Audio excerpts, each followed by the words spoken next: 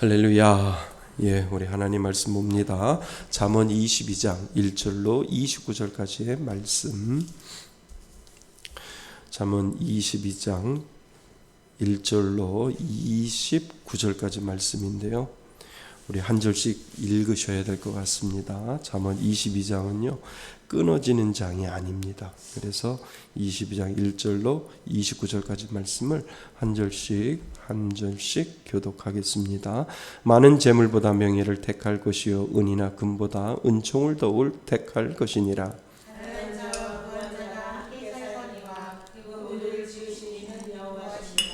슬기로운 자는 재앙을 보면 숨어 피하여도 어리석은 자는 나가다가도 해를 받느니라.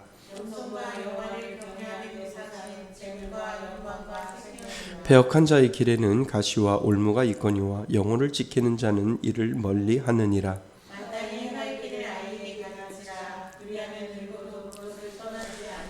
부자는 가난한 자를 주관하고 빚진 자는 채주의 종이 되느니라. 선한 눈을 가진 자는 복을 받으리니 이는 양식을 가난한 자에게 주민이라. 마음의 정결을 사모하는 자의 입술에는 덕이 있으므로 임금이 그의 친구가 되느니라.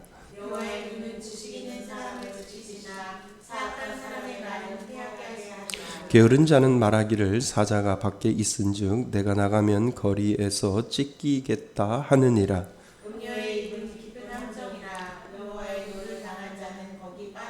아예 마음에는 미련한 것이 얽혔으나 징계는 채찍이 이를 멀리 쫓아내리라.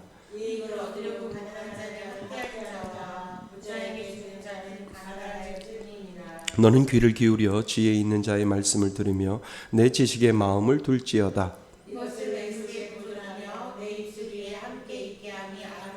내가 내게 여호와를 의뢰하게 하려 하여 이것을 오늘 특별히 내게 알게 하였노니 내가 진리의 확실한 말씀을 깨닫게 하며 또 너를 보내는 자에게 진리의 말씀으로 화답하게 하려 함이 아니냐.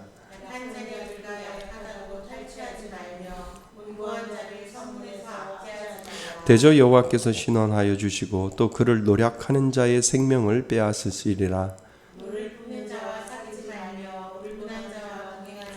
그의 행위를 본받아 내 영혼을 올무에 빠뜨릴까 두려움이니라.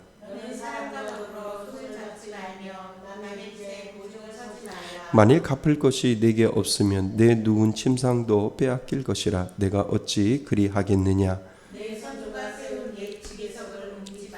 함께 읽겠습니다. 내가 자기의 일에 능숙한 사람을 보았느냐. 이러한 사람은 왕 앞에 설 것이요 천한 자에게 서지 아니하리라. 아멘.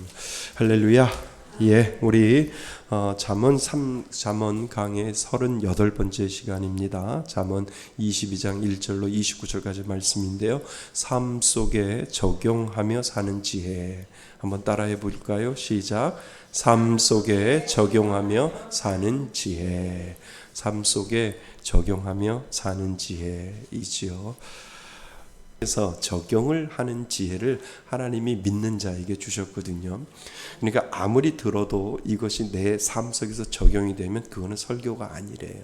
설교는요, 듣는 것에서 끝나는 것이 아니라 내가 설교를 듣고 그렇게 살아봐야지라고 한 발자국 나갈 때 그게 설교라는 거예요. 그러니까 그것이 적용이지요.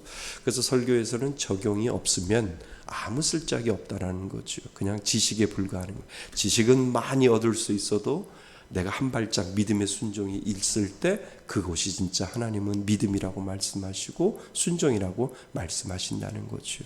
그래서 오늘 잠언 22장에서는요. 우리들에게 정말 지혜 있는 자가 삶 속에서 어떻게 이것을 적용하며 사는지를 아주 구체적으로 우리들에게 설명을 해주고 있다는 거죠. 그래서 1절부터 29절까지 참 말씀이 되게 긴데요.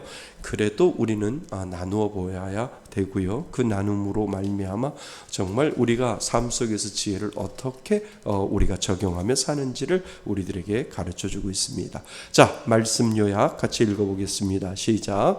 지혜로운 자는 구체적으로 하나님의 지혜를 드러내고 적용하면서 살아간다. 아멘.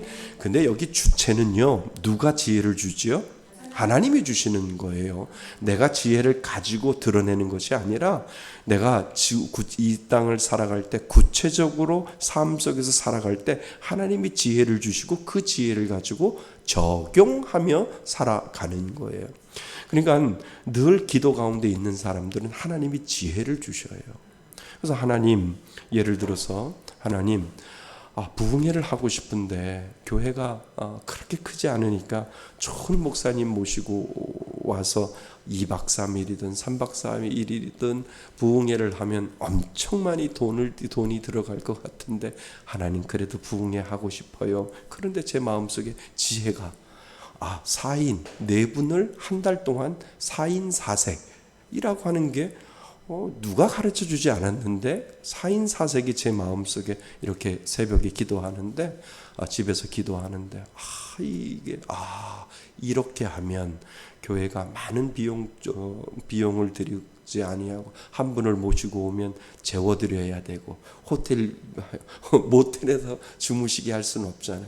호텔 적어야 하고 또 많은 사례비도 나가야 되니까 한 분에 집중하는 것보다는 각자의 역할 중에 아주 잘 하시는 분에 대해서 우리가 그분을 모셔서 그 주제에 따라 각자 색이 다른 목사님을 모셔서 우리가 말씀을 듣고 우리가 도전을 받으면 참 좋겠다라고 하는 그 지혜를 하나님께서 4인 4색 누가 가르쳐줬지? 4인 4색 뭐 이런 생각이 제 마음속에 들어서 4인 4색 말씀 부흥회를 하면 좋겠다.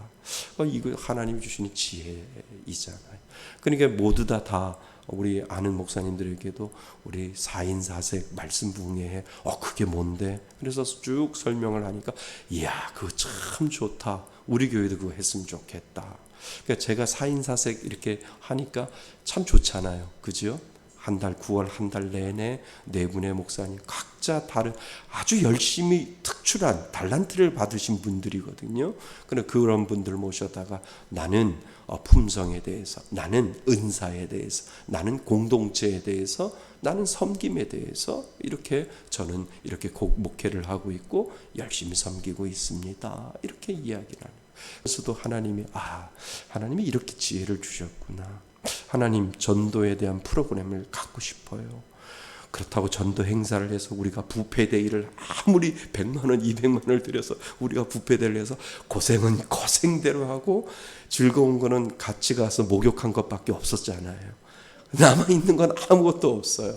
그래서 하나님, 이거 행사를 위한 전도 말고 정말 꾸준히 할 수 있는 기회를 전도할 수 있도록 달라고 하나님 앞에 기도할 때, 그래, 비가 오나 눈이 오나 바람이 부나 더우나 추우나 그냥 묵묵히 토요일 날 그냥 전도해라 라고 하면서 하나님이 주시는 문구가 무엇이냐면 한 달에 한 가족 이상 전도되기를 하나님 앞에 기도할 수 있도록 하나님이 지혜를 주셨어요.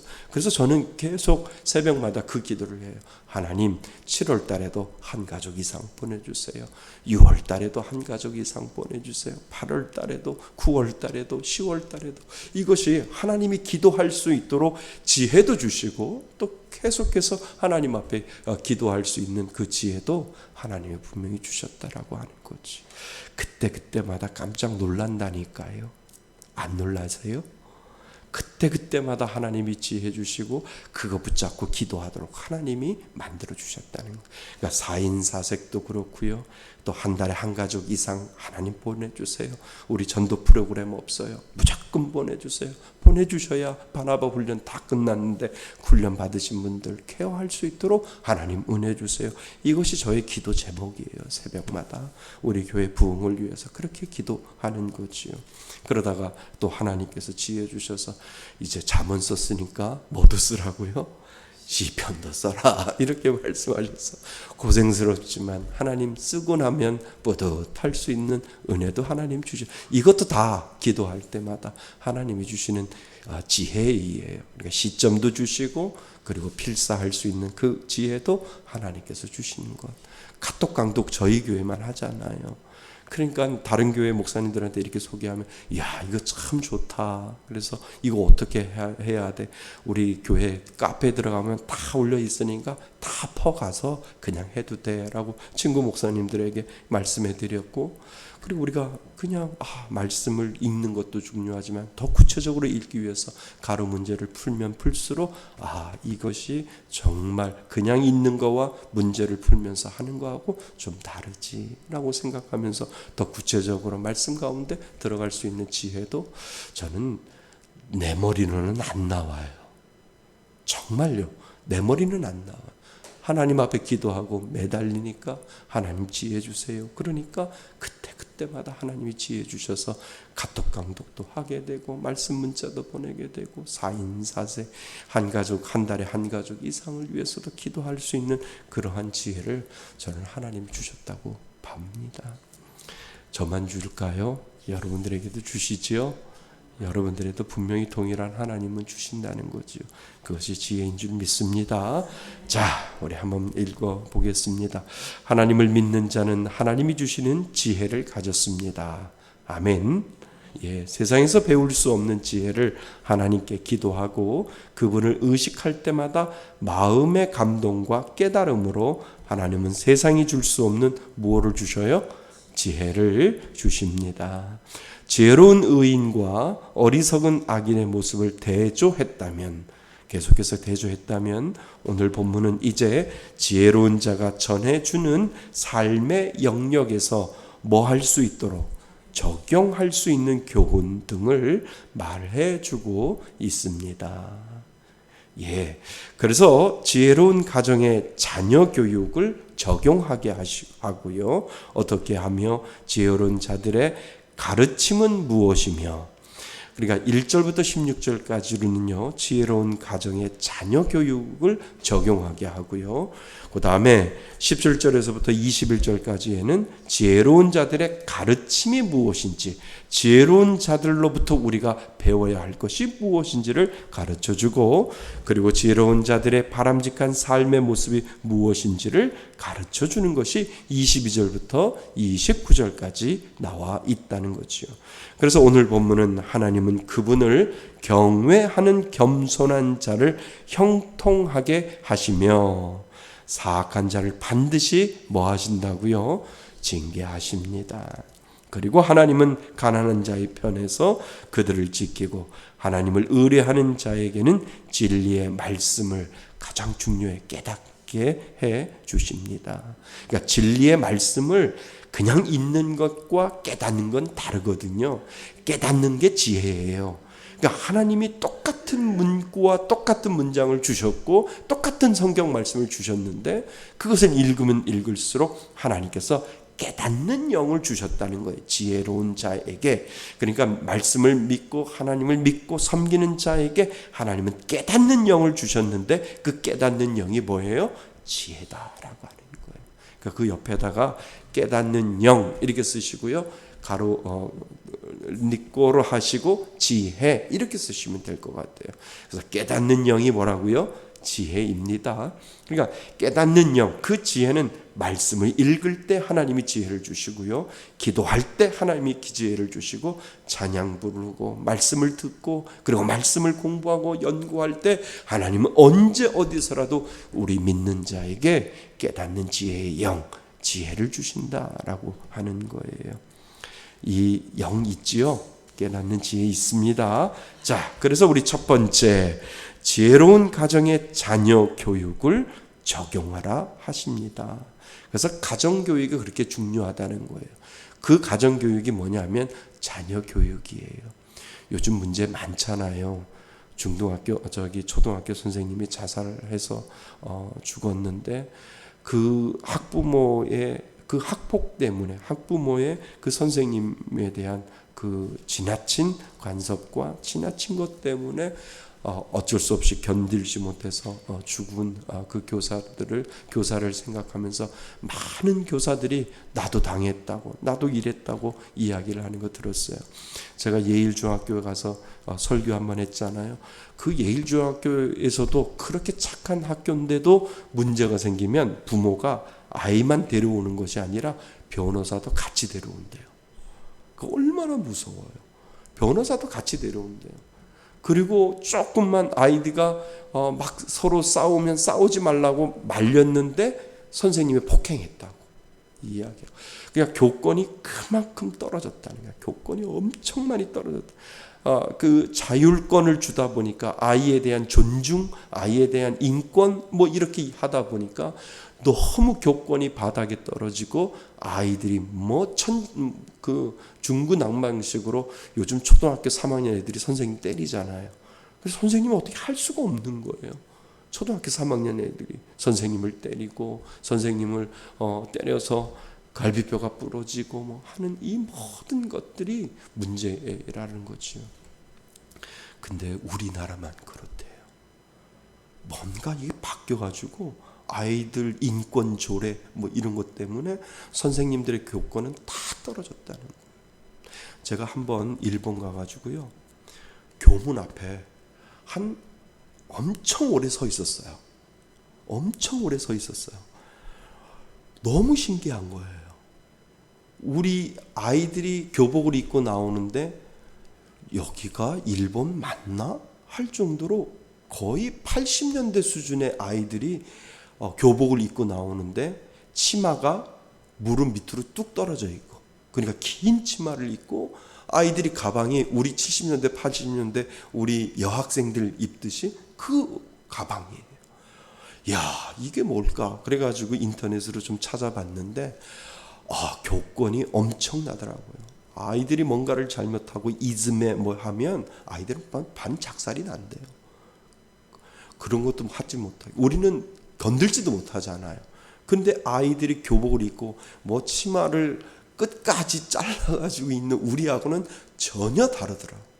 그것이 초등학교도 그렇고 중학교도 그렇고 고등학교도 그렇고, 고등학교 아이들 중에 중고등학교 아이들 중에 머리 긴 아이들이 없어. 다 짧은. 그만큼 엄하게 훈계하고 엄하게 책망하고 아이들을 끝까지 교육하려고 하는 그러한 것들을 보면서 참 너무 신기하다. 이야, 우리는 참 변해도 너무 많이 변했는데, 그러다 보니까 아이들 인권 조례 때문에 선생님들의 교권은 땅에 떨어지고 아이들을 어떻게 할 수 있는 방법이 아무것도 없고, 더 문제는 그 부모를 통해서 우리 아이들, 그러니까 선생님들이 그 밤에도 잠을 못 잔대요. 아무 때나 수시로 학부모들이 전화를 해가지고 반말을 하고 욕을 하고 막, 그래서 잠을 못 잘 정도로. 그래서 이번 사건 때문에 선생님들 몇 시부터 몇 시까지는 선생님들한테 전화하지 말 것, 구체적인 이런 법을 이렇게 정해서 교권을 좀 해주겠다라고 하는데, 일본 보니까 우리가 너무 빗나간 것 같다, 그런 생각을 하게 돼요. 왜냐하면 자녀 교육이 얼마나 중요한지 몰라요. 그래서 그 지혜로운 가정의 자녀 교육을 먼저 적용하라라고 잠언은 우리들에게 가르쳐주고 있다는 거죠. 하나님은 부모가 모든 율법과 계명을 자녀에게 뭐하며 부지런히 가르쳐서 그 말씀을 뭐에 새기고 마음에 새기고 순종하며 살게 하기를 원하십니다. 성경은 이렇게 이야기하고 있다는 거예요. 부모가 자녀들에게 부지런히 가르쳐서 말씀을 마음에 새기고 순종하며 살게 하기를 원한다라고 하나님의 마음이 이 말씀 가운데 들어있다는 거죠. 지혜로운 가정은 자녀가 어릴 때부터 그들의 신앙 교육에 우선순위를 두고 믿음을 전수합니다. 이것이 성경의 진리예요. 성경은 그렇게 하라고 이야기를 합니다. 하나님은 아이들을 올바른 길로 인도하기 위해 필요한 경우 징계하도록 하셨습니다. 잠언에서 계속 나오잖아요. 아이들을 훈계하라 라고 이야기를 하잖아요.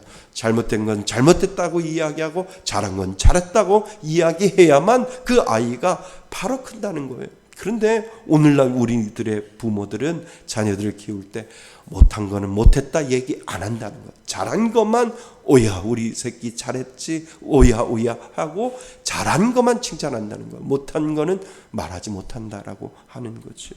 그래서 요즘 그 오은영 그분이 아주 몰매를 맞고 있는 것 같아요. 너무 아이들 인권을 세우다 보니까 교권이 떨어지고 부모의 모든 것들이 저거 해서 아주 지금 보니까 SNS에서 오은영 그 금쪽 같은 내 새끼 그분이 아주 그냥 몰매를 맞고 있는 것 같아요. 일장일단이 있지요. 아이들의 인권을 존중하다 보면 버릇이 없어지고 아이들의 문제가 되어지고 있는 것을 알게 됩니다. 자, 하나님은 아이들을 올바른 길로 인도하기 위해 필요한 경우 징계하도록 하셨습니다. 아이들로 하여금 마땅히 해야 할 일과 하지 말아야 할 일을 분별할 수 있도록 무엇이 말씀으로 잘 가르쳐야 합니다. 따라서 자녀가 어렸을 때부터 가정에서 신앙교육을 해야 하는 이유는 부모의 신앙이 자녀에게 전수되어 뭐라고요? 전수되어 그러니까 부모의 신앙이 자녀에게까지 전수될 수 있도록 부모의 책임을 다할 필요가 있다라고 하는 거예요. 그러니까 자녀들이 교회를 안 나오는 것은 1차적으로 부모가 정말 교회의 삶과 신앙의 삶과 그리고 가정의 삶이 뭔가 어긋나기 때문에 엄마가 믿는 신앙, 아빠가 믿는 신앙을 신뢰하지 못하겠다라고 하는 그것들이 있기 때문에 아이들에게 이야기를 하지 않아도 자동적으로 아이들은 교회와 멀어질 수 있다라고 하는 거죠. 그것을 지금 이야기를 해 주는 겁니다.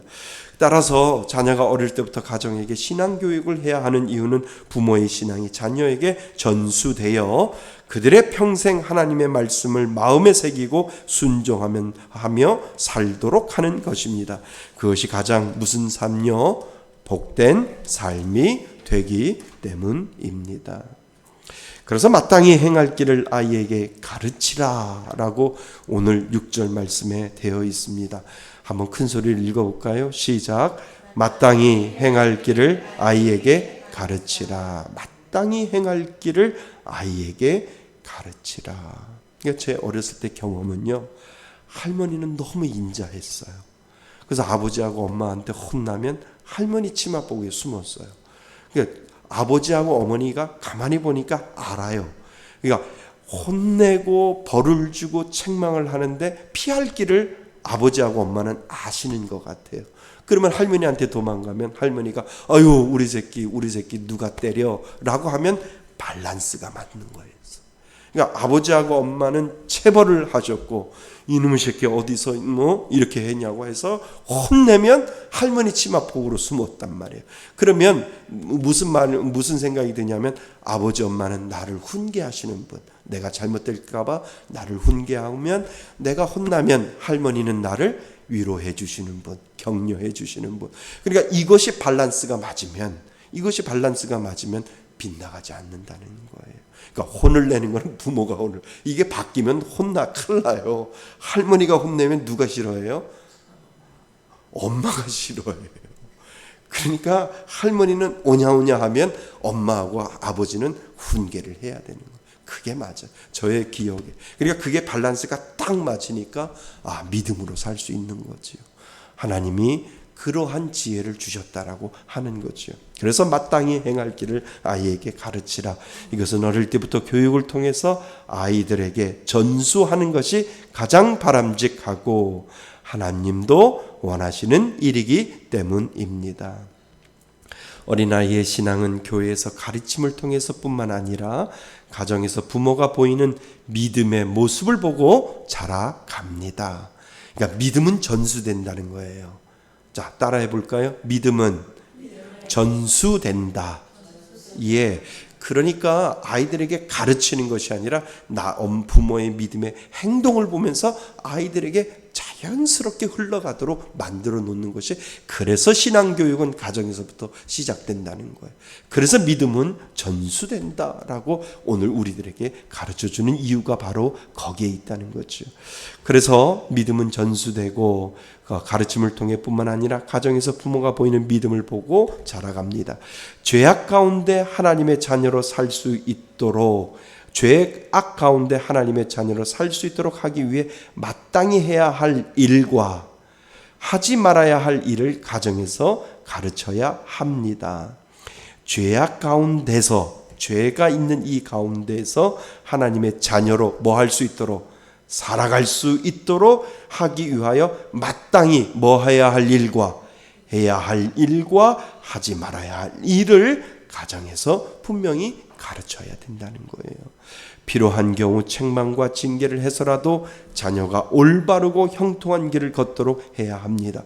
왜냐하면 이를 통해 그들은 모든 유혹과 죄악으로부터 스스로를 지킬 수 있는 지혜를 얻게 될 것입니다. 우리는 먼저 가정에서 주고받는 대화의 내용이 어떤지, 하나님의 다스림을 받는 가정의 모습을 부모가 먼저 보여주고 있는지를 우리는 점검해 볼 필요가 있다는 거지요. 부끄럽죠? 그지요? 저도 부끄러워요.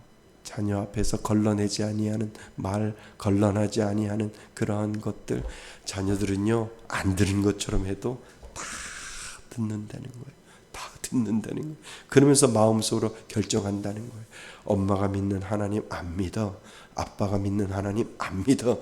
왜냐하면 엄마 아빠의 그 말소리를 계속 들어보면서 스스로 판단한다는 거예요. 그러니까 기독교 교육 학자의 책을 읽어봤는데, 애들이, 부모들이 집에서 신앙 이야기하고 교회 이야기하고 무슨 이야기를 하고, 저기 목사님 왜 그래? 그 교회는 왜 그래? 뭐 하는데 애들은 아무 말도 안 한대요. 그러면서 다 듣는데요. 그리고 나서 마음으로 결정한대요. 그래, 엄마가 믿는 하나님 안 믿어. 아빠가 믿는 신앙 안 할 거야. 이렇게 마음으로 결정하고, 그런데 엄마 아빠가 교회 가자 그러면 뭐해요? 이미 마음은 닫혀져 있거든요. 근데 아이들 마음속에 엄마가 믿는 하나님, 아버지가 믿는 하나님, 정말 기대되는데 나도 한번 교회 한번 가볼까? 이러한 퍼센티지는 정말 적대는 거예요. 그리고 나중에 나이가 들면서 교회 가자 그러면 뭐라고 얘기해요? 어머니 아버님 좋으신데 그냥 교회 가시죠. 이렇게 이야기한다는 거예요. 효도 차원에서 제가 교회 보내드릴게요. 집에 교회까지 제가 모셔다 드릴게요. 이렇게 양로원식으로 변하는 것이 요즘 세대의 신앙의 모습이다. 이렇게 이야기를 하는데, 제가 그 글을 읽고 얼마나 동감을 하는지. 그래, 부모 자녀들에게 이미 마음의 벽을 만들어 놓는 건 부모고, 그 부모를 통해서 그것을 통해서 자녀들이 이미 마음을 닫았구나, 그런 거라는 거죠. 그런데요, 한 방에 끝낼 수 있어요. 한 방에. 뭔지 아세요? 엄마가 하나님의 이름으로 기도할게. 너 아프지? 이거 지금 낫는 거는 누가 낫느냐 하면 하나님이 고쳐주시는 거야 라고 한번 하고 한번 세게 한번 기도해 보라는 거예요. 그러면 아이가 낫잖아요. 그러면 엄마 진짜네? 속으로 그런다는 거예요. 그리고 뭐라고 생각하냐면 하나님 살아 계시네, 이렇게 이야기한다는 거예요. 그러니까 저희 아들 시온이가 아르듯이 떨어져서 아빠 진짜 목사네, 이렇게 이야기를 하는 거하고 똑같다는 거예요. 그러니까 너무 걱정하지 마세요. 하나님 기회 한번 주세요. 저 녀석 어떻게 됐을 때 하나님, 제가 엄마가 기도한다, 아빠가 기도한다, 분명히 될 거야. 내가 믿는 하나님은 어떠한 일이 있어도 하나님 분명히 이거 들어주실 거야. 너 기대해 라고 다짐을 하고 하나님 앞에 매달리면서 기도하는 거죠. 그런 하나님 들어주신다는 거예요. 그러면 애들이 느낀다는 거예요. 엄마 아빠가 허술하게 예수를 믿어도 정말 믿네 라고 이야기해요. 그리고 나서 그 아이들이 마음속에 뭐라고 생각하냐면, 정말 하나님 살아 계시네 라고 하는 거예요. 그러니까 그 예린이가 그 얘기를 하는 거예요. 기도했더니 하나님이 들어주셨어요. 하나님이 정말 계세요. 하나님이 정말 살아계셔요. 본인은 그렇게 이직해서 그 취업되기를 원했던 거예요. 원했는데 하나님 앞에 요즘 계속 교회 나왔잖아요. 계속 기도하고 하나님 붙여주세요. 목사님 기도해 주세요. 그래, 목사님이 기도할게. 분명히 될 거야. 근데 됐잖아요. 그러면 그 마음속에 뭐라고 무슨 마음이 들어요? 하나님 살아 계시네. 하나님 내 기도 들어주시네. 이 한 큐에 모든 것들이 다 끝날 수 있다라고 하는 거예요. 그러니까 예린이는 그것을 경험한 거예요. 하나님 이직하려고 하는데 하나님께서 분명히 저희 기도 들어주실 줄 믿습니다 라고 기도했는데 하나님이 그 기도를 들어주셔서 하나님 살아계심을 저는 믿습니다 라고 하는 거예요. 그러니까 걱정하지 마세요. 한 큐입니다. 아파? 괜찮아. 엄마가 기도할게. 이번에 한번 기도해보자 라고 해서 그 대신 엄마는 간절히 기도해야죠. 하나님 이번이 마지막일 수도 있어요. 하나님 꼭 들어주셔야 돼요 라고 해서 이거 하나님이 고쳐준 거라고 아이가 믿을 수 있도록 해주세요 라고 하면 분명히 하나님께서 들어주실 줄 믿습니다. 그것이 우리들에게 은혜이지요. 예. 자, 그래서 두 번째, 지혜로운 자들의 가르침을 적용하라 하십니다. 자, 17절 같이 한번 읽어볼까요? 17절입니다. 시작. 너는 귀를 기울여 시작. 너는 귀를 기울여 지혜 있는 자의 말씀을 들으며 내 지식에 마음을 둘지어다. 예, 그래서 지혜로운 자들의 가르침을 적용하라라고 이야기를 합니다. 자, 하나님은 인생을 올바른 길로 인도할 수 있는 교훈을 지혜로운 자들에게 주십니다. 우리는 그 지혜로운 가르침을 마음에 새기고 자신이 살아가는 데 있어 중요한 기준으로 삼아야 합니다. 지혜로운 자가 누구예요? 하나님이지요. 지혜로운 자가 누구예요? 예수님이지요. 지혜로운 것은 성경이지요. 그래서 신앙의 좋은 분들을 통해서 또 지혜로움을 우리가 받을 수 있습니다. 그래서 그 지혜로운 가르침을 마음에 새기고 자신이 살아가는 데 있어 중요한 기준으로 삼아야 합니다. 지혜는 우리로 하여금 진리를 깨닫게 하고 진리대로 살 수 있도록 인도해 줍니다. 깨달은 내용을 입술을 통해 다른 사람에게 전달함으로써 주변 사람도 진리 가운데 살 수 있도록 우리는 해야 한다는 거지요. 맞지요? 내가 깨달은 이 진리를 믿지 않은 자들에게 가르쳐주고 내가 깨달은 이 지혜의 진리를 하나님을 믿는 그 믿음으로 우리가 다른 사람들에게도 우리는 전달해 주어야 된다는 거죠. 그런 삶이 하나님 보시기에 아름다운 삶입니다. 그래서 지혜를 마음에 둘 뿐만 아니라 입술로 표현한 삶이 아름답다는 말씀은 하나님의 말씀은 지식으로 머물러서는 안 되며 삶의 현장에서 구체적으로 적용하고 실천해야 함을 말합니다. 적용되어야 진짜라니까요. 그죠? 그래서 이 땅 가운데 살아가면서 말씀대로 사는 것이 쉬운 일은 아니지만 성령님이 일하시고 도우시기 때문에 뭐한 것도 아니라고요? 불가능한 것도 아닙니다. 그래서 정말 이 지혜가 우리들에게 성령님이 함께 하시기 때문에 성령님을 의탁하는 거예요. 성령님한테 의탁해서 하나님 이 지혜로 하나님 모든 것들을 헤쳐나갈 수 있는 은혜 달라고 우리가 기도하는 이유가 바로 거기에 있다는 거죠. 자, 하나님의 지혜를 듣는 사람은 많지만 정작 실천하는 사람은 많지 않습니다. 말씀을 들으면서 고개를 끄덕이고 아멘 하지만 행동으로 옮기지는 못합니다. 너는 귀를 기울여 지혜 있는 자의 말씀을 들으며 내 지식에 마음을 둘지어다. 즉 지혜로운 의인은 진리의 말씀을 마음에 새기며 매일의 삶 가운데 적용하면서 살아간다는 것이지요. 우리는 지혜로운 자들의 가르침을 삶 속에서 적용해야 합니다. 그잖아요. 그냥 하나의 지식으로 끝나는 것이 아니라 우리가 삶 속에서 하나님 이거 적용하겠습니다. 적용하겠습니다. 그렇잖아요. 그러니까 저렇게 현수막을 붙여놓는 거는 제가 적용한 거잖아요. 하나님 말씀에 지혜를 주셨으니 하나님 4인 4색 제가 적용하겠습니다. 한 달에 한 가족 하나님 보내달라고 제가 적용하겠습니다. 그리고 하나님 은혜 주옵소서라고 하나님 앞에 기도하는 것, 이것이 삶 속에서 그대로 드러날 때 이것이 지혜의 적용이 있다라고 하는 거예요. 그래서요, 아침에 기도하고 그리고 중간에 우리가 하루하루 살면서 기도할 때 오는 지혜가 있어요. 그 지혜에 오늘은 누구한테 전화해야 되겠다, 오늘은 누구한테 맛있는 것 좀 사줘야 되겠다, 감동이 오면 실천해야 되는 거예요. 왜요? 그 기도 가운데 하나님이 주시는 그 지혜가 있다라고 하는 것을 믿는 거거든요. 그래서 그것을 믿으면서 하나님, 나에게 주신 이 지혜를 그냥 흐트러뜨리는 것이 아니라 그냥 나에게 주신 이 지혜를 제가 적용하겠습니다. 주의 복음을 위해서 적용하겠습니다 라고 하는 이 믿음의 고백이 삶의 적용이다 라고 하는 거예요. 이 은혜가 있기를 바랍니다. 자, 셋째, 지혜로운 자들의 바람직한 삶의 모습을 적용하라 하십니다. 22절에서 29절까지요. 하나님은 사회에서 소외되고 힘없고 고통받는 자들에게 관심을 두며 그들을 돌보는 삶을 지혜로운 삶이라고 또한 이야기를 합니다. 그러니까 누군가를 도와주고 누군가를 섬기고 누군가에게 관심을 가지는 것도 뭐라고요?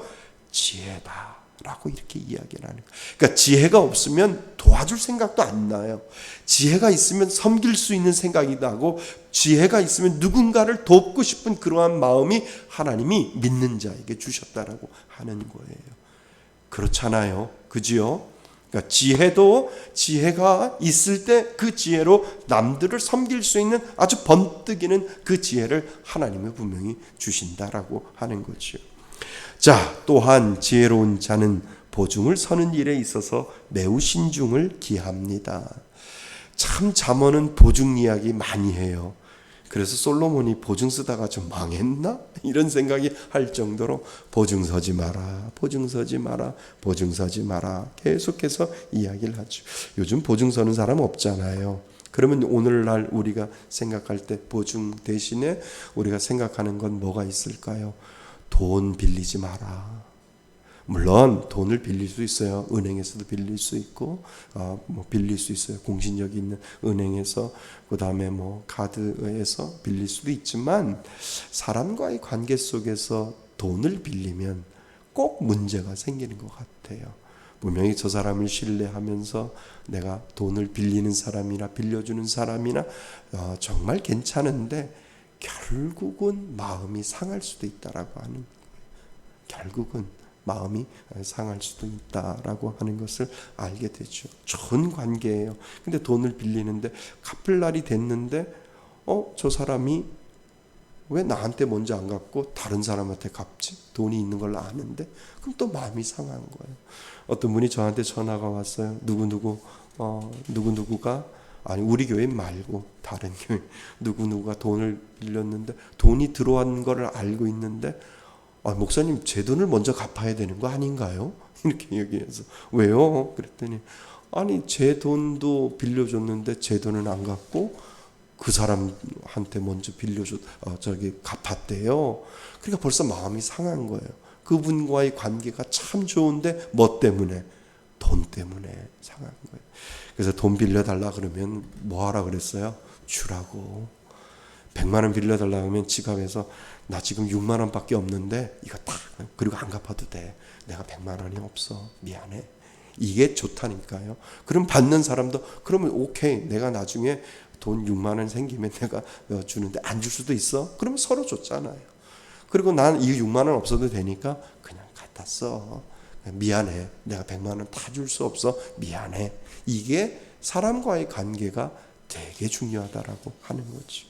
그래서 보증 쓰지 말라라고 하는 말을, 이 말씀을 묵상하면서 가만히 생각하니까 돈 관계 조심해라. 그럴 것 같아요. 돈 관계 조심해라 라고 하는 거예요. 빌려준 돈이 있으세요? 목사님 빌려줄 돈이 없어요. 빌려온 돈이 있으세요? 빌려온 돈이 있으면 잠을 못 자는 게 정상이에요. 빌려온 돈이 있으면 그 사람을 보면 늘 마음이 부대껴요. 그죠? 돈을 빌렸잖아요. 돈이 빌렸는데 분명히 갚을 거예요. 내가 돈이 있기 때문에 분명히 갚을 거예요. 갚기 전까지 그 사람 보면 마음이 부대껴요. 마음이 편안하지가 않아요. 편안하세요? 저는 안 편한데요. 안 해보셨어요? 네, 그게 맞아요. 꿔달라 그러면 그냥 지갑 열어서 13,000원 있는데 어떻게 이거라도 가져가. 그냥 주머니에다 찔러 넣어주는 게 맞다는 거예요. 맞다는 거예요. 자, 그래서 그 이유는 삶에 나아가 보증을 잘못 쓴 경우 재물을 몰수당하거나 심지어 종종 끌려갈 수도 있기 때문입니다. 나아가 토지의 경계를 나타내는 표식을 표식을 옮기지 말라고 합니다. 그 이유는 삶의 터전을 빼앗긴 사람이 생기며 형제 사이의 종속 관계가 형성될 수도 있기 때문입니다. 그러니까 형제 간에도 돈 관계하면 종속, 갑과 을의 관계가 생기게 된다라고 하는 거죠. 그래서 저는 동생한테 돈 안 꿔요. 헌금하라고 하지. 할 돈 없으면 하나님 앞에 드려 라고 하는 거죠. 그게 맞아요. 그래서 잠언 곳곳에 함부로 남의 보증을 서지 말라고 하는 이유는 잘못된 보증을 서면 그로 인하여 심각한 재산의 피해를 입어 파산할 뿐 아니라 죄 없는 가족이 고생하기 때문입니다. 맞지요? 그러므로 지혜로운 자는 어려운 이웃에게 관심을 가지며 이웃과 불필요한 분쟁을 피하기 위해 노력해야 합니다. 그래서 돈 관계를 참 조심하라고 하는 거지요. 지혜로운 자는 어떠한 일을 하든 항상 기도하면서 하나님의 지혜를 구하되 스스로 주도 면밀하게 빈틈없이 계획을 세우고 후회하지 않을 선택을 해야 합니다. 경솔함과 성급함으로 항상 신중에 신중을 더할 필요가 있습니다. 이것이 무슨 삶이라고요? 바람직한 삶이다 라고 우리들에게 이야기를 해줍니다. 자, 결론. 의인은 여호와를 경외하는 삶을 살면서 하나님의 지혜를 추구합니다. 맞지요? 예, 여기다 밑줄을 좀 그으세요. 의인은 여호와를 경외하는 삶을 살면서 하나님의 지혜를 추구합니다. 하나님의 지혜를 소유한 사람이 삶의 현장에서 어떻게 적용하며 살아야 하는지를 말해 주었습니다. 금이나 은보다 더 소중한 것이 하나님으로부터 오는 지혜이고, 맞죠? 예, 아무리 돈이 있어도 뭐가 없으면, 지혜가 없으면 한꺼번에 다 날아갈 수밖에 없어요. 그래서 지혜이고 하나님을 경외할 때 얻게 되는 것이 명철입니다. 지혜 가운데 명철이라는 거죠. 하나님의 지혜를 추구하며 적용하며 살기를 바랍니다. 아멘. 자, 오늘 많은 것들을 했는데요. 참 우리들에게 삶 속에서 적용하는 것이 지혜입니다. 하나님 적용할 때 지혜를 주셔서 정말 하나님을 기쁘시고 사람에게 은혜를 드리는 귀한 지혜가 나의 삶 가운데 있게 해달라고 기도하시는 저와 여러분이 되시기를 주님의 이름으로 축원드립니다. 예, 우리